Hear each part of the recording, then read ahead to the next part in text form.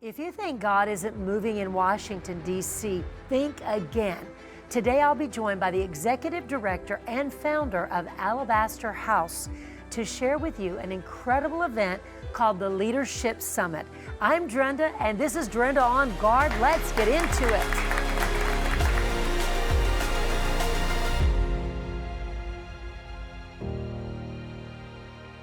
Kimberly Genau has been serving government leaders and their spouses since 1998 as a ministry liaison to Capitol Hill.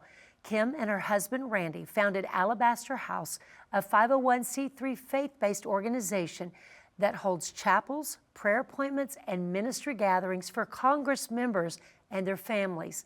Serving as a chaplain to national leaders and their families for over 2 decades, Kimberly has been effectively ministering to those serving on Capitol Hill, and it is my great honor to welcome her as our guest today on the show. Kim, it's so good to have you with us. Thank you. And Thank you, thank you. Jen, for having me. It's great to be here. Great to be with you again. I was just with you not long ago in Washington, D.C. It was great. We got to go to the Capitol and the Rotunda, and I saw the Billy Graham statue there, the newly placed statue, and then to be in the chapel, and then also to get to pray with leaders and visit. It was wonderful. I love what you're doing. Could you just tell us how you got into doing Alabaster House? And I want to get into today what God is doing in politicians, those that are holding office, because so many times the news, it just looks so bad, so divisive. And I'd love to hear more about that, what you're doing to bring unity and how you're doing that. Sure. No, it was amazing to visit with you just recently. Loved having you out there in the Capitol. And we, of course, started back in 1998. I was first hired by a prominent evangelical at the time. And we really led different Bible studies, working with the members, the staff, and everyone in between. And then later founded Alabaster House. And so back in 2014, but really serving as a spiritual resource now for over 25 years. And we've had the opportunity to reach in not only to Capitol Hill, but the 3 branches of government, as well as governors and their spouses. And so it's been an incredible journey of just really working with top leaders to come alongside them. And our 3 main, I would say, probably our 3 main points are just serving as a spiritual resource. And we do that through confidential prayer, biblical devotions, and friendship.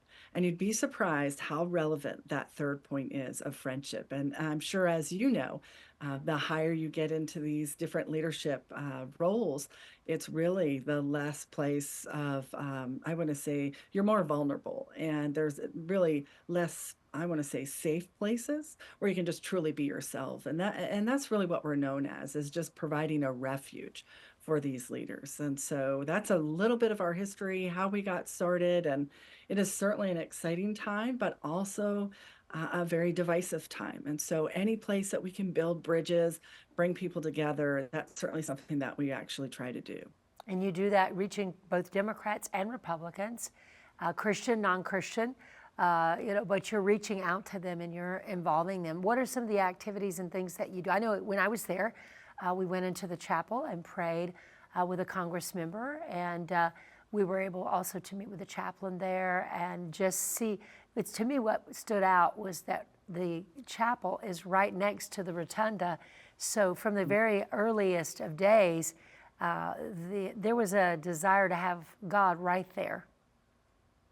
Absolutely. We're tapping into, if you will, a well of over 200 years. Our founding fathers would have actually met right there in that Capitol for church services. And the president would have been coming up to the U.S. Capitol. And so, as you and I even met there, and as we host different chapels in that, often in that chapel that is, as you mentioned, right off the rotunda there. It's a very precious place where leaders can be encouraged, they can be built up, and they really feel a sense of encouragement coming out of those prayer appointments or engagements that we have there. And I think that's just very telling. We talked a little bit about the role of, let's say, the church versus the role of a ministry like ours, like Alabaster House. Oftentimes, the members are so busy that they can't either go to church, or when they are in that Sunday environment, there's a lot of people that just out of pure curiosity, they just want to know, hey, Congressman, what are you doing about this vote, or how have you voted on this? And they really feel this pull, as opposed to like you and I, would go to a service. Of course, you might be leading some of the portion of Yeah. that service, but others that will come just simply to connect and draw closer to God. We all do that. But at the same time, these members get that pull, and it often really distracts them from being able to truly come into a place of worship and connection, a deeper relationship with the Lord. So that's really why Alabaster House can be such a vital component to come alongside and help support them in their spiritual journey, because many don't necessarily have that capacity on a Sunday morning. The schedule is just so busy, and it's packed with 3 to 4 events that they might have to do publicly speak at per night. And so even the weekends when they go back to their home state is also combined with either campaign events, fundraising, and various meetings. So the quality time that they have, I would say, with their family and investing in their faith is really important. And so Alabaster House really tries to create those opportunities where they can draw closer to God and also invest in their marriages. That's beautiful.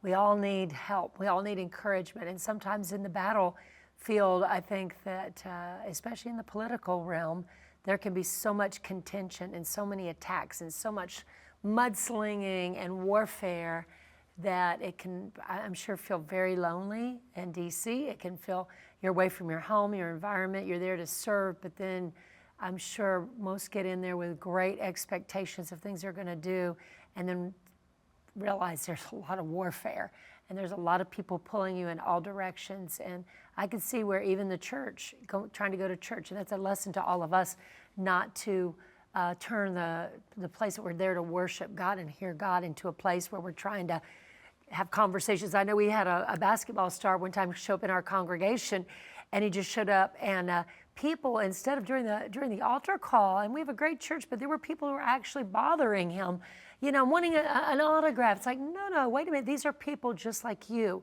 And so, idolatry can enter into that, but also just harassing someone who really needs to hear God.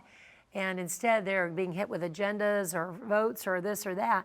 And the thing we should want the most is for them to have touch with God and hear from Him, to be able to decree righteous decrees and to be able to put laws in place that actually will help and that God wants them to put into place. So are most of them open, or do you have people that turn you down and say, I do not want prayer, I'm not coming? Yeah, I think you'll find that most legislators are very welcoming of prayer. I think it's just such a universal option, most people respond to. I think it's just inviting, and of course, the schedule may push things one way or another, but we really have had a lot of open opportunities there in requesting to pray for the different members that are there. And of course, a lot of that is done by, I'll just share one story. We were praying for a member of Congress and the spouse, and he came in. My husband and I were there, and he came in just so discouraged. Everything he was trying to move legislatively was just not going anywhere, and so it was a season of just feeling very defeated. And so, matter of fact, this member even was just like, you know, giving us the sentiments of like, hey, give it your best shot. It's not going to go anywhere. Again, just expressing a lot of discouragement. And I thought, oh my gosh, this is a perfect opportunity for God to show up, because it's really not about us. It's really about this amazing God that we serve, that can come in and meet needs and know exactly where we are, without even expressing things. And so we just had a fabulous opportunity to pray over them together as a couple.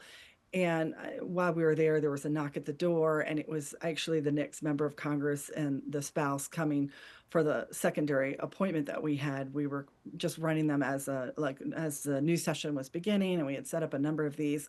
And so we said, we'll be right there. And what was so beautiful is that this member was able to come out, and he said, it's going to be amazing. It's so worth it. Really, what happened was God met that member there. And we like to say that some of the heavy burdens that they carry, sometimes it's just so hard to really see a perspective or to feel that they were able to get free from some of the maybe the anxiety or the stress. Stress is just huge, and they're always busy and running. So I think to take those moments where you can really connect with God and just say, God, it's not my job. You called me here. It's yours to move and work in and through me. And to have that, I think, perspective or that shift to think it's so important as opposed to thinking it's, the member's responsibility to get whatever the items are accomplished. Rather, it's God's responsibility. And so to be able to make that shift was just very powerful. And he was able to come out and tell the other members, say, hey, like God is in this place, and it's so worth it. And I think that's what we want to encourage today, just all of the people that are listening, is that God is alive and well. He is working in the heart of our nation. And you might not hear these stories, clearly on the news, but what we do want to encourage you is if you'd like to pray for America, you'd like to pray for our leaders, to connect with us at alabasterhouse.org. We have an email update that we send out to let you know how you can be praying. Whether we have these meetings with different individuals or we have retreats or events where we're doing ministry, we encourage you to sign up for that. And that way people can actually pray with information. And it just goes so much more, I think, in the heart of God, just to be able to know his people are praying. That's fantastic, because you're right there where it's happening. You're able to put those updates where people know how to pray and what to pray about, and bringing heaven into earth right there in Washington, D.C. We know the enemy wants to obviously influence and set up camp, and so it's very important that the kingdom of God has a presence there, that there's the power there, that there's God's love. We've been talking some about loving like a lamb and roaring like a lion, and we need both of those things to be operating. What are some of the upcoming events? I know I've heard you've had women's teas and different gatherings, not just for the person that may be serving, but for their spouse, and family get-togethers and cookouts and things.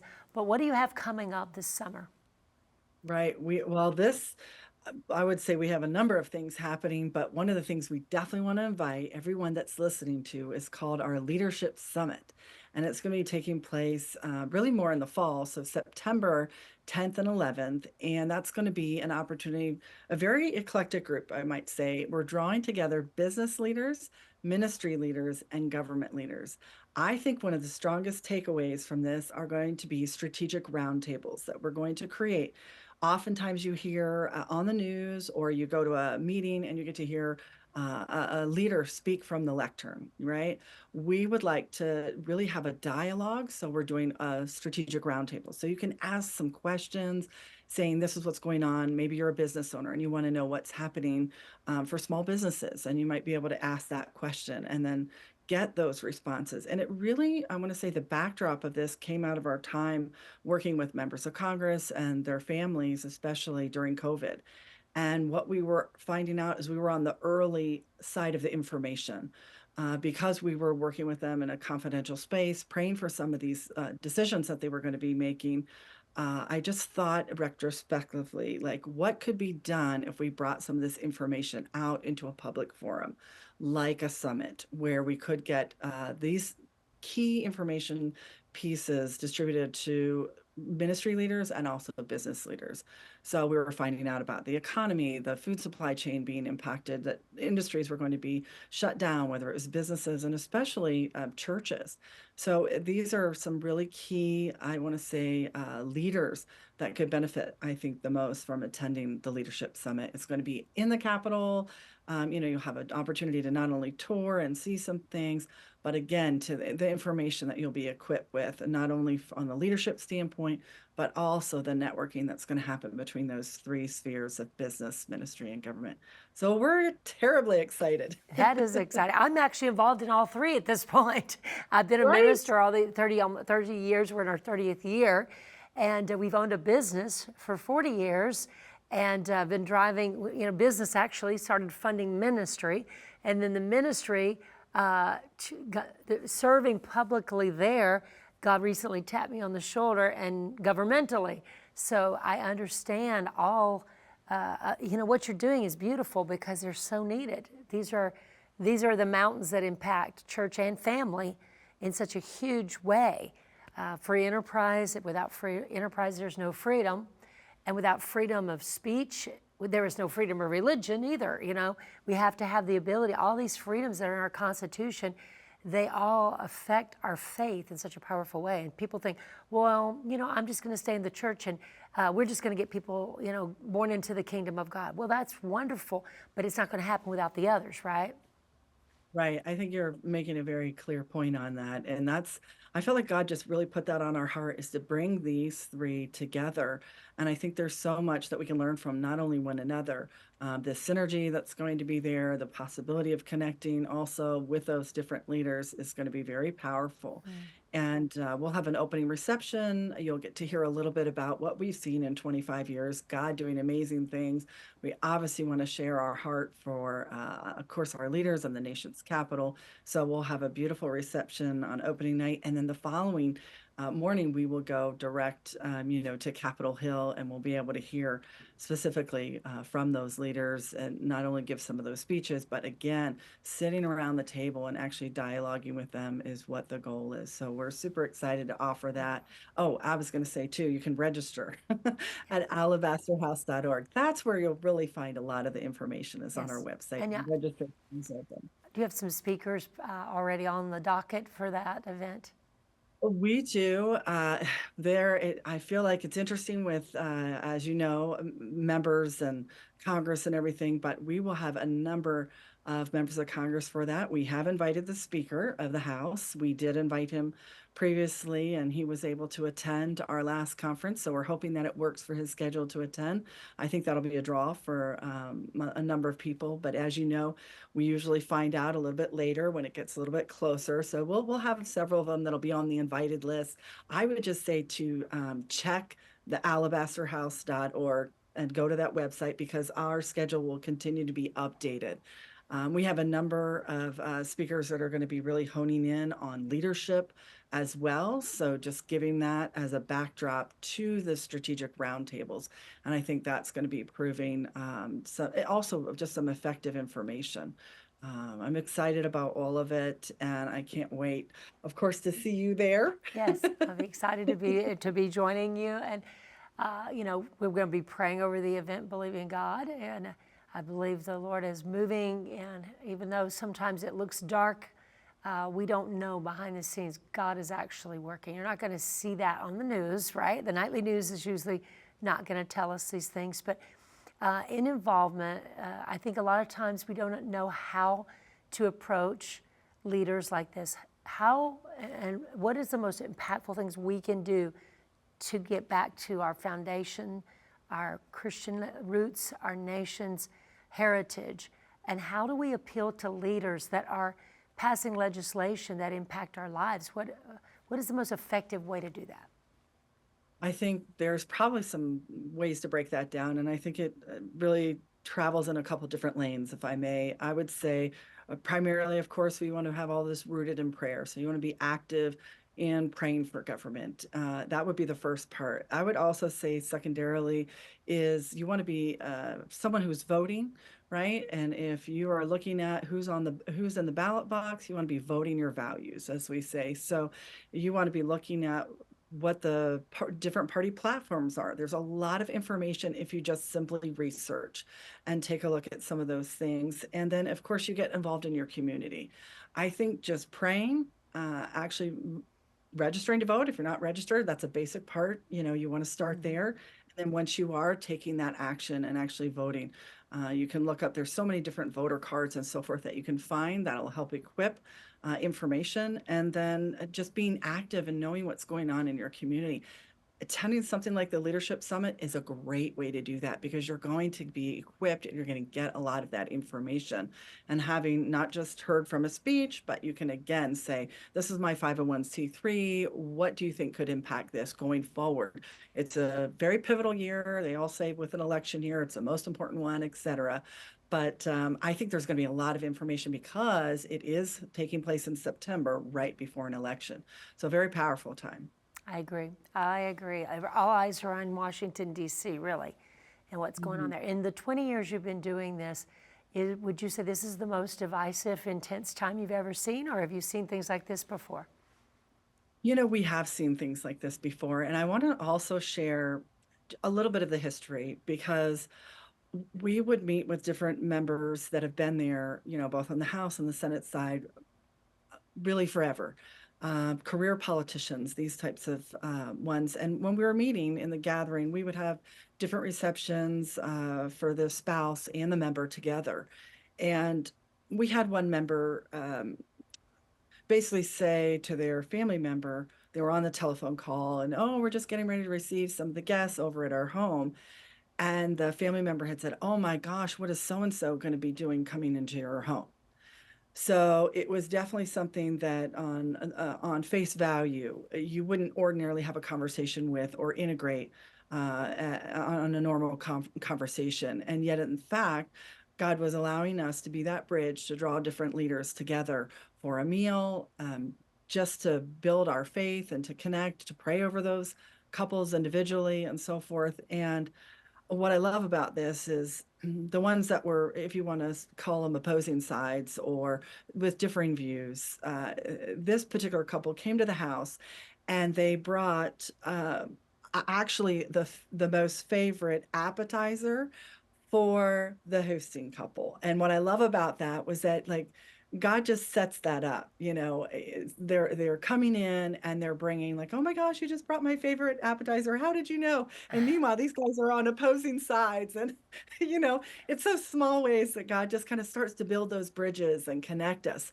But the ones that have been these lifelong politicians during one of these meetings had said, we used to do this all the time, and you wouldn't know who was a Democrat or who was a Republican because there would be after hours, socializing events, and they would get together even at people's homes. And they said what really changed is actually when the media came in and started recording the dialogues, that were happening on the House floor, on the Senate floor, this type of thing. And what we started to see was instead of engaging with another member or trying to come to terms on an issue, they were then looking for sound bites. And so this particular leader who had been there for quite some time had said that is when you started to see the discourse actually change when the onset of media came in. And so I think that's just a great reminder as we think about social media, as we think about all these other things, there's a noise that's out there. But it's really important for us to actually engage with the leaders individually, to connect with them, to build those bridges and to help allow genuine dialogue to happen again. And so those are some of the ways that we are trying to build those bridges. We do a bipartisan Capital Christmas coffee every year with intentionality. And so, really, back to your question of have you seen this before? Look at what happened with the speaker's race just this most recently, and that's unprecedented. Unprecedented. We've never seen a speaker removed in this fashion, even by their own party. So, I think we're really entering into some times where people can really rally behind this in prayer and to the extent they want to get connected with us, we'd love to do that and equip them on how to pray and get involved, attend some of these events that we're hosting. So Yeah, the that's a stakes great, are high. The stakes are high. yeah, the stakes are high. But we just want to end, and encourage people with hope because we see so many things behind the scenes that I've had the opportunity to lead different leaders to the Lord for the very first time. Some that have had a faith background.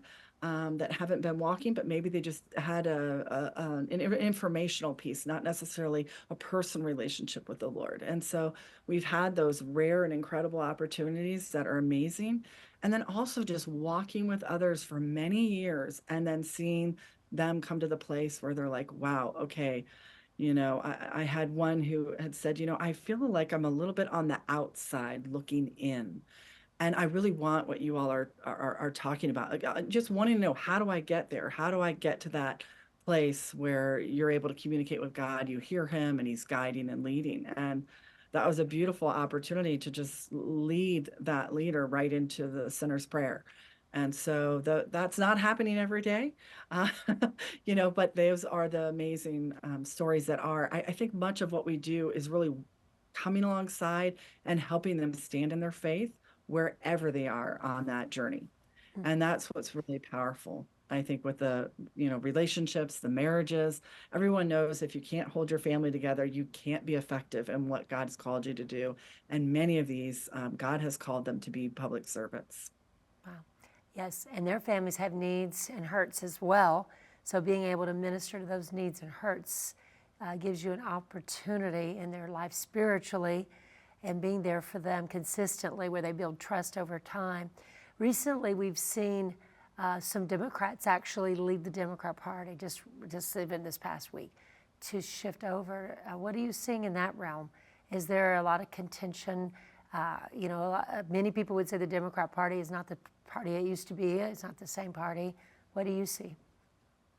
Well, I think there are probably rather than broad brushing, I think there's more individuals that you find. And I think that it really, God's not I don't know, someone who that's identifies by party. He identifies by heart. Yes. And so it's interesting because we often don't know.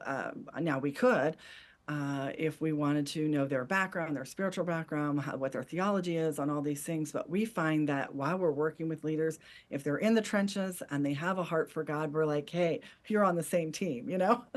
So it's this idea that God's calling people. If their hearts are open to respond, those are the ones that are going to come forward and be most impacted and available for God to work in and through. But I do think oftentimes on the outside, we do see it by party and and I think that's where the boxing match inevitably happens. But if we can look for people that's hearts are really open to the Lord, that's probably how we can engage with them the best and most effectively. We did set up many years ago this Capital Coffee, and we weren't asking them to, again, for originally it was for spouses of members, and it was in a very divisive time and polarizing. And we had people that weren't even speaking to one another prior to us hosting this coffee. And we brought, those opposing forces, if you will, prior to the coffee beginning and prayed for them, and they were dialoguing. In other words, the goal was, could we actually change the spiritual atmosphere on Capitol Hill?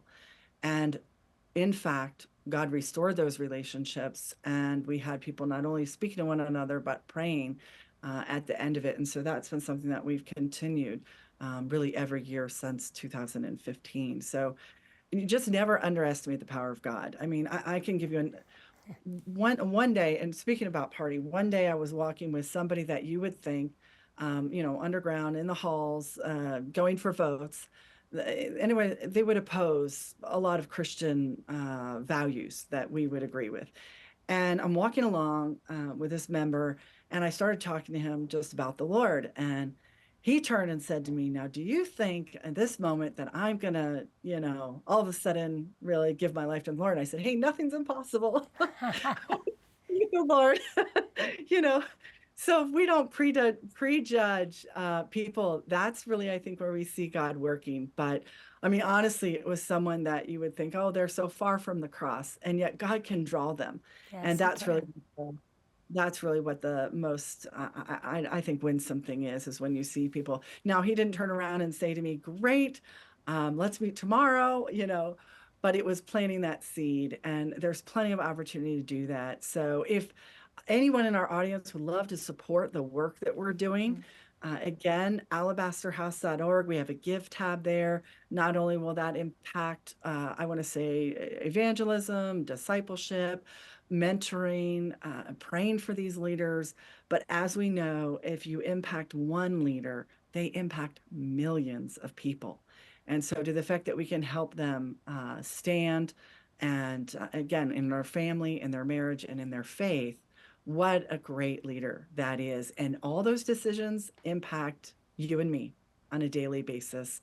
So it's a great opportunity to come alongside and partner with us. And so that's available as well. It's fantastic. It does impact the whole state, the nation, all of these leaders at the highest places. So we can certainly see where Satan would target them.